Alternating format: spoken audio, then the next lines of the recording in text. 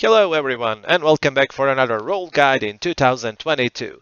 I've started this year guides with Bounty Hunter role since we all know it's the only role that has got an extension or an update, whichever way you like it, but the point is we know it won't get any update anytime soon, if ever.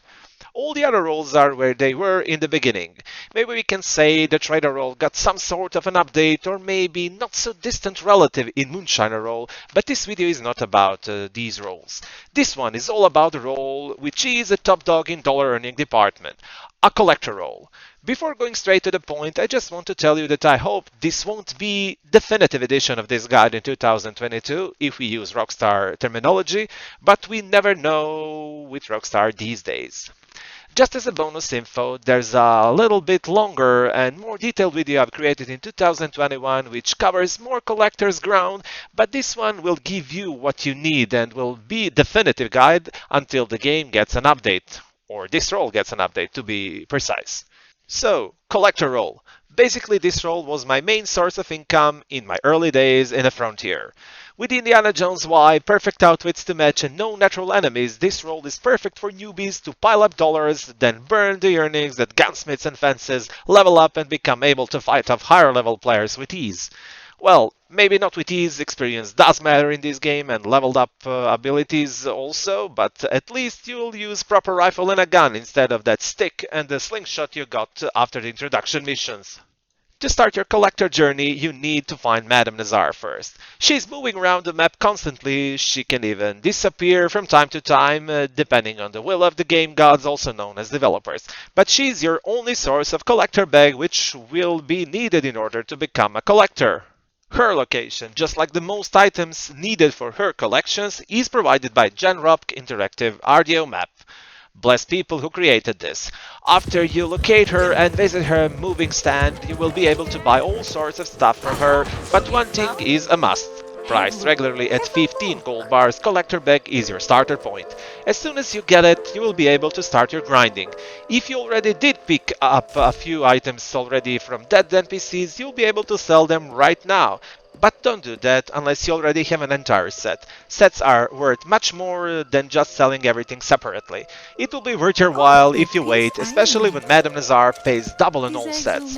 Selling items separately is a good idea only if you have 10 of them and you are not able to pick more of the same. Some people might argue on this one, but from my experience having 8 same items is a sweet spot, at least for me. Why? Because you have dailies for collector role which will often say pick 3 tarot cards or pick 3 alcohol bottles and such, so if you're filled with some items, you won't be able to pick up these for your dailies.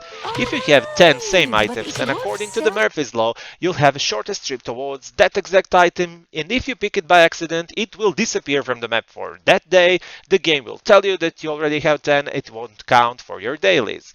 So my advice is to keep up to 8 and get rid of excess items. By the way, if you pick an item you need for dailies from NPCs, these will count as well, so that's another situation where excessive items can extend instead of cut necessary time to do daily challenge. Especially when the daily challenge states that you need to loot certain amount of collectibles from NPCs. Collectibles are indeed found rarely on corpses, so always pay attention to your stock. If you think about Gator's Tooth, forget it, it doesn't work anymore. Since I mentioned collections, we have two sorts of these, guaranteed and non-guaranteed. First ones, guaranteed, have all the items of the set scattered around the map every day, while those non-guaranteed, well, don't. Some collections even have items that never appear on the interactive map, and finding these is completely random, so you must run around the map for days and dig question mark spots hoping to get the item you're missing to complete the entire set. Which leads us to the conclusion that grinding guaranteed is what you should do, and getting non-guaranteed items is a good idea only when it is in your daily challenge menu. You might be tricked by the price for non-guaranteed collections, but even in the short run you will figure out that it is much more cost-effective to go for guaranteed ones. After many hours in the game and selling dozens of collections, my go-to strategy was consisted of 4 collections daily. After a few runs, I was able to pick these in about 1 hour real time. So, which collections were in my schedule?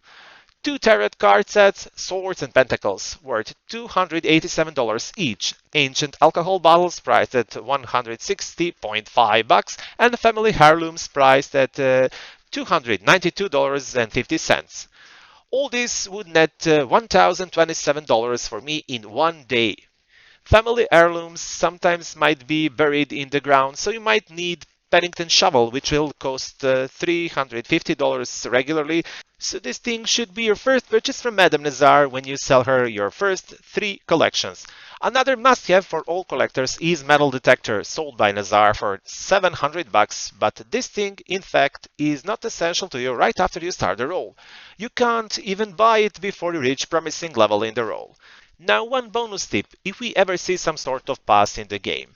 Selling collection is a huge source of experience, and experience is what you need to unlock passes. So keep some of these in your collector's bag for this occasion. It will save you a lot of time to unlock the pass.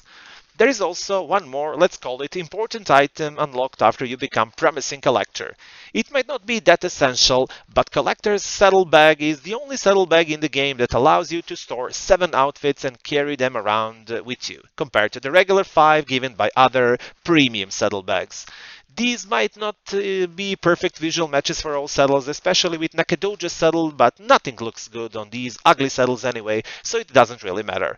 If you're looking for pretty and perfect visual match, you don't go for Nakadojas and collector bag, but if you want the best, then this is your go-to combination. Oh yeah, and matched with another not so good looking item, hooded stirrups. Now, moving on to the collector's events. We have 2 of these, Salvage and Condor Egg. Actually, both of these are pretty fun to play, and I did play Salvage a lot early on.